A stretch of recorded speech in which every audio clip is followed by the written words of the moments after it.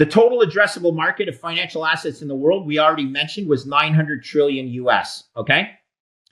I like to put a probability that Bitcoin will attain a certain percent of that total global financial assets, and I construct a probability distribution in my head of a continuous distribution. Bitcoin gets a 5% market share of 900 trillion, and that's 900 trillion in today's dollars. What's 5% of 900 trillion? Jake, I know you know it's $45 trillion. What is $45 trillion divided by 21 million Bitcoin? The answer is it's more than 2.1 million US dollars per Bitcoin. Cathie Wood's $1.5 million bullish scenario for Bitcoin finds validation in the insights of Greg Foss, executive director at Validus Power. Foss firmly asserts that Bitcoin's value will inevitably surpass at least $2 million in the near future.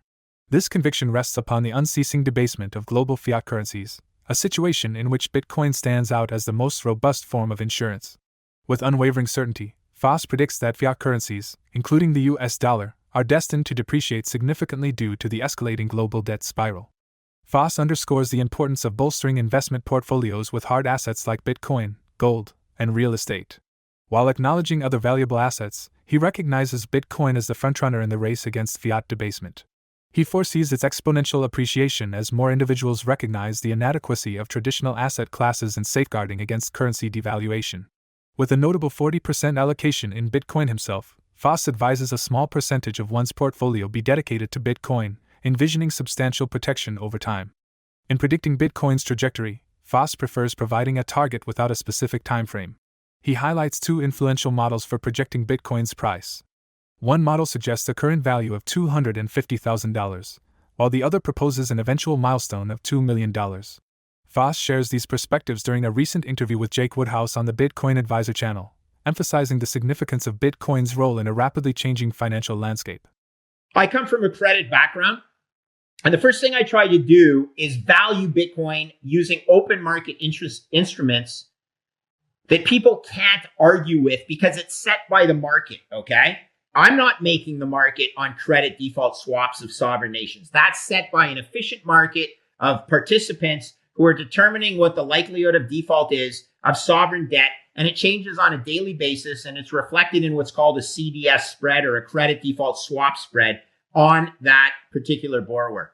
And I spent my life in credit. I think credit is a very smart market, generally dominated by people who like mathematics and who have mathematical models.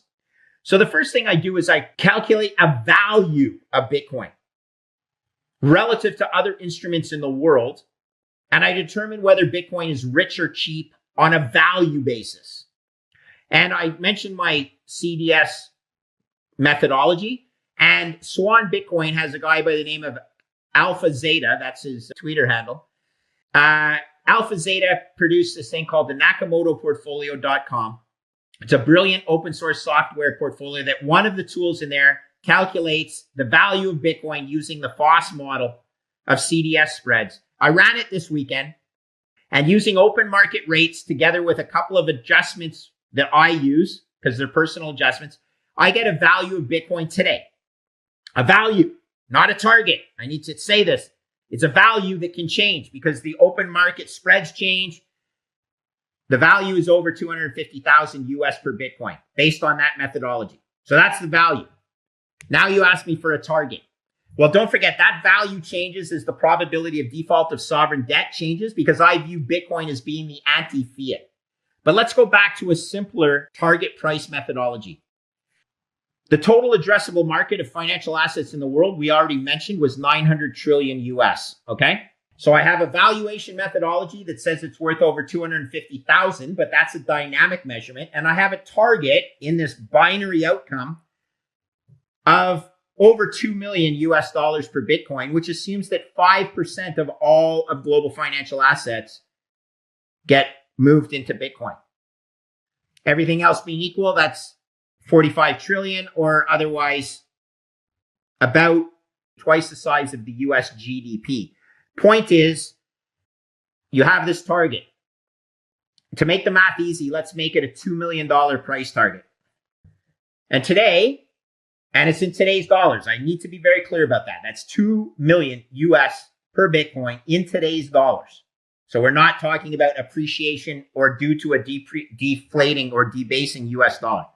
So you got your 2 million, and the other side of the equation is a 0. Okay? And let's put a probability that that happens, and we'll play a game. I'm not 100% certain it gets there, but if I was 50% certain it gets to my price target and 50% certain it goes to a 0, which is also not really an outcome, but we'll still use it in our probability analysis. 50%, when you calculate an expected value, 50% times your value of 2 million equals 1 million, plus 50% times 0 is 0. You add the two together, you get an expected value. That's what expected value analysis is. Meaning, if Bitcoin is trading at under 1 million US dollar per Bitcoin, based on this binary distribution with a 50-50 outcome, you're supposed to buy it and buy more if the price is under a million. Greg Foss emphasizes the near certainty of rapid currency debasement, stating that even a 1.5% likelihood of Bitcoin reaching $2 million serves as substantial motivation for including a small portion of one's portfolio in Bitcoin. The former hedge fund manager argues that even if Bitcoin does not reach this target within an individual's lifetime, it is almost assured to surpass $2 million or more within their children's lifetimes. In light of this, Foss recommends owning at least 1 Bitcoin per child, considering it an invaluable gift that can significantly ease their future. The executive director of Valid Power Corporation asserts that there is perhaps no greater gesture for ensuring an easier life for one's children than the gift of Bitcoin. With this perspective in mind, let's return to his insightful conversation with Woodhouse. But here's where the math gets interesting. What if you turn it on its ear and say, okay, what is the probability the market is giving me that my price of 2 million is right? And it's trading at 30,000 US. Make the math easy. 30,000. What's 30,000 divide by 2 million? It's 1.5%. It's another way of saying the market is only giving me a 1.5% chance I'm right, and it's telling me there's a 98.5% chance I'm wrong, right? You get that? Right? 1.5% times 2 million is 30,000. 98.5 times 0 is 0. You add the two together, there's your 30,000 current trading price in today's dollars. This is how I like to summarize it. I'm not 100% certain Bitcoin hits my price target, but I'm way more confident than 1.5%. You cool with that? Therefore, Bitcoin is cheap on a probability adjusted basis, as this knucklehead from Canada, Foss, thinks about probability distributions and outcomes. And therefore, I'm comfortable owning Bitcoin at 30,000 bucks. And here's where things get fun. Even at 100,000 bucks per US per Bitcoin, it's stupid cheap, people. It's stupid cheap at 3 times the price. There's no question in my mind that it is the best horse in the race. I'm borrowing that phrase from Paul Tudor Jones.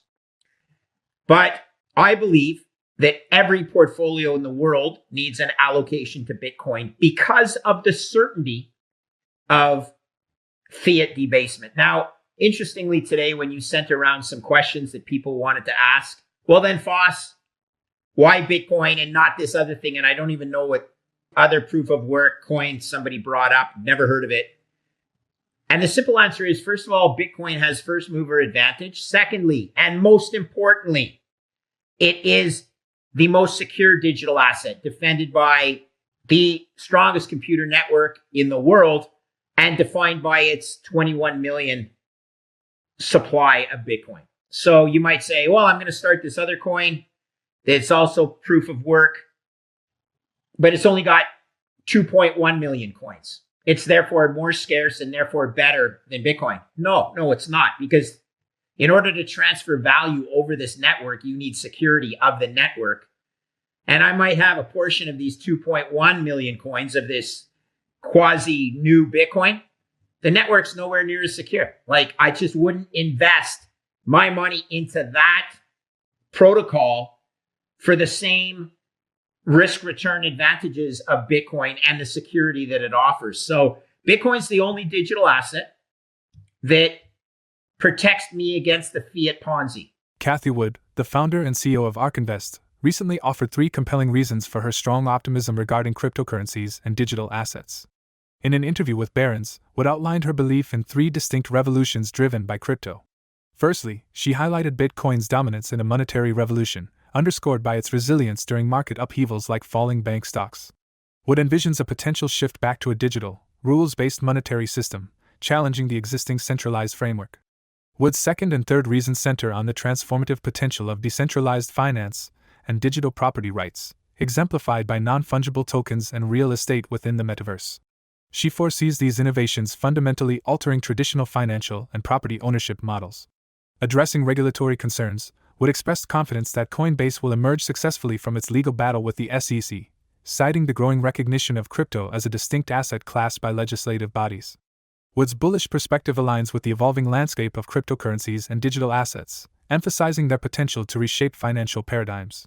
We invite your thoughts on Greg Foss's interview and Wood's outlook on digital assets, and encourage you to share your comments below. For more Daily Dose Crypto news, check out these 2 awesome videos on your screen.